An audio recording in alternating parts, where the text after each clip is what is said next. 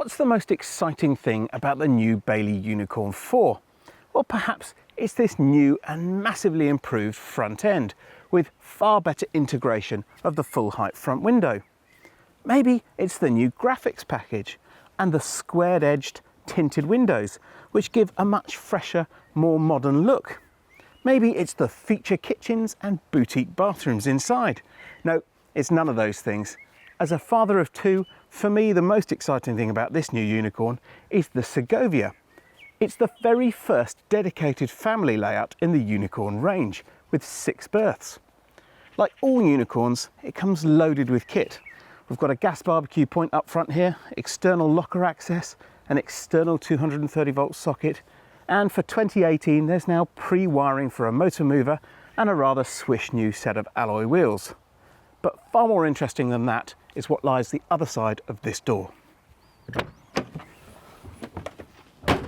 This large lounge area is ideal for a family. It's really huge, and it's also every bit as comfortable as it looks. These domestic style sofa backrests are fantastic, really soft and just the thing for reclining. And you can recline right back in the corner here now, because the traditional Unicorn front shelf has gone. That's a result of Bailey's Alutech construction. It means you don't actually need a rigid bulkhead across the front. You do still get a good sized front chest, of course, with a pull-out table. Now, the benefit of being able to nestle right back here in the corner is you can sit back and relax and watch the telly. And there's mounting point on the side of the bulkhead where the fridge is, on the near side here, with all the relevant sockets, although you will have to fit your own TV mount. This lounge is well equipped as well. We've got some really cool details. These lights, for example, there's one in each corner, so it doesn't matter how you make up the bed, you'll have a reading light, but they also contain a USB charging point, perfect for powering up your mobile phone overnight. And there's even a little pocket to tuck it into there while it's charging up. I really like this upholstery. It's the optional Finsbury spec, although I think in a family caravan like this, the slightly more practical standard Brompton is probably a better bet, and it'll save you a few quid in the process. Another nice detail, as ever, is this fabulous front window, which is probably my favourite feature of Bailey caravans. It's got a new surround for this year, which has been put in as a result of the old one getting quite a few warranty claims, and it's much better integrated with these corner cabinets, which are a lot like the ones that Luna introduced last year with its new sunroof. The one above me is particularly useful because it contains the stereo, and it's great to see that for 2018 that stereo has got a DAB radio and Bluetooth connectivity. Things really are starting to move forward. These sofas being lovely and long, it means they can be used as single beds, although I should think most will use it as the main master bedroom for mum and dad. For that, you pull the slats out from beneath the central chest and you rearrange the cushions, although you do have to rearrange them in a certain way to make it work. Because of these domestic style backrests, it means that there's a difference in density between the different cushions.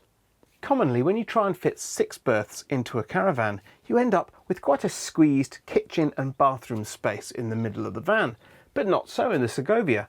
A combination of the long twin-axle chassis and a bit of innovative thinking has resulted in the Segovia sharing the same full-size, full-spec kitchen as the rest of the Unicorn range. In fact, it also adds, because it's a twin-axle, this massive fridge with separate freezer. There really is loads of space for a family's vegetables, drinks, and up here, ice creams too.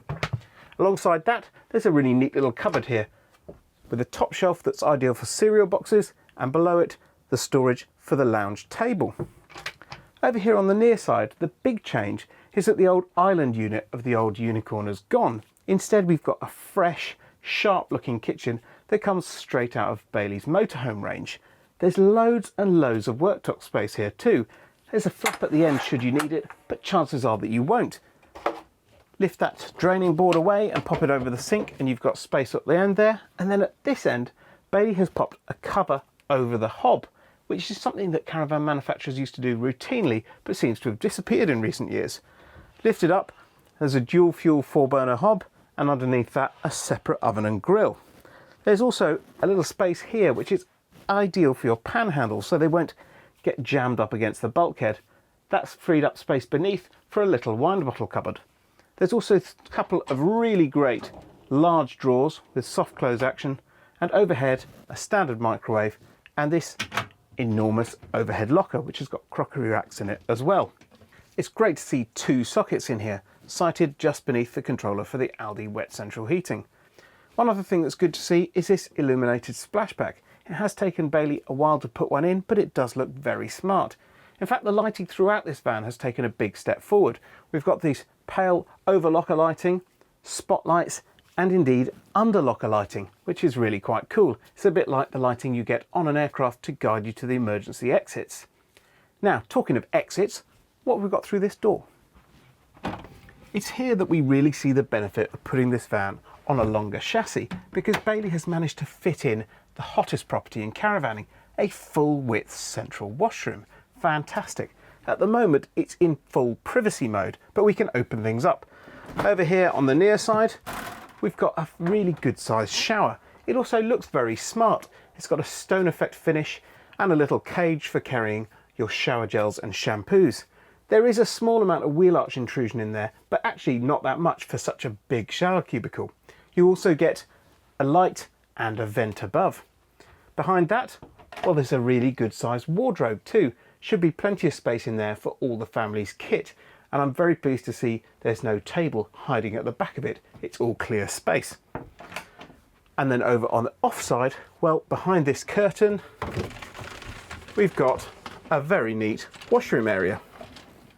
There's a radiator for the Aldi wet central heating there, and a new bowl sink, complete with a click-clack plug, a mirror, and not one but two bathroom cabinets. There should be plenty of space for even teenagers to store all their relevant lotions and potions. And finally, one detail I really like, it's got a concealed cistern. There's no more big white box sitting on top of your loo. So at the moment the bathroom is in family mode, but what about when you want to turn it into an ensuite for the couple sleeping up front when the kids have gone to bed? Easy, you just shut this sliding door. And finally we come to the really special part of this van, at least as far as the kids are concerned. The kids' bedroom at the back, and it's an absolute doozy. It's really well executed. On the offside we've got two huge bunk beds. I'm 6'3", as I think I've mentioned before, and I can sleep in them perfectly fine with a bit of room to spare. So they're going to be usable right up until the kids' teenage years, which is very unusual. Underneath the lower bunk there's a bit of storage, and each gets a reading light, plus of course those USB charging points.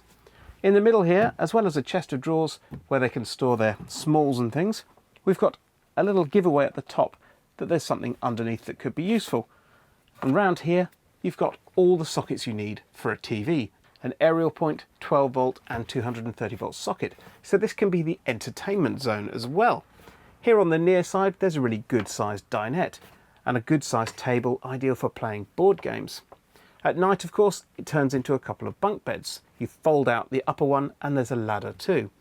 But that is the only floor I've been able to find so far. Once it's bunk beds, there are no reading lights in here, not on either side, which is a bit of a shame. It seems a bit of an oversight to me. Storage wise, well, there's absolutely masses. As well as that space under the fixed bed and the chest of drawers, there's further space under these two seats, and overhead a couple of shelves and a couple of lockers. The Explorer Group reintroduced the idea of a truly luxurious family caravan last year with the mighty Buccaneer Galera, and it's great to see other manufacturers following suit. With the Segovia, Bailey has created a layout that truly innovates, and it really works too. And it should serve to broaden the appeal of the much improved new Unicorn to a whole new breed of buyer.